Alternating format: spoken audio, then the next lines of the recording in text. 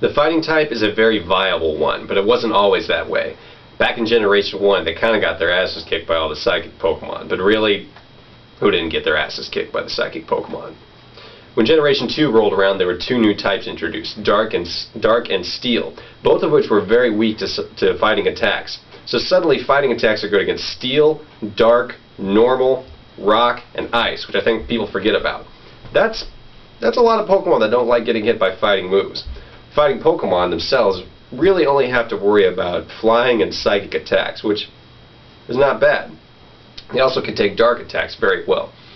Nowadays, there aren't really any bad fighting Pokemon. If you look at the list of fully evolved fighting Pokemon, all of them have their uses neither underused or overused, and they're all pretty good choices.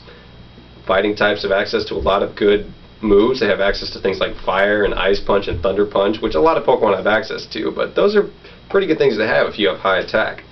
Some of my favorites include Machamp, which has good stats, can take a hit, and also has some interesting abilities, including one that allows all of his attacks to hit 100%, which is good because one of his attacks can confuse the enemy, which is a nice thing to have.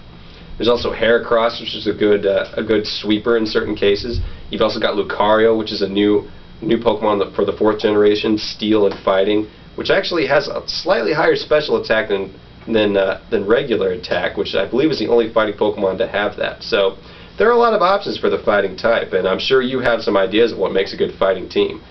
If you've got your perfect group of 6, go ahead and write them down in the doobly-doo. We'll see you next time.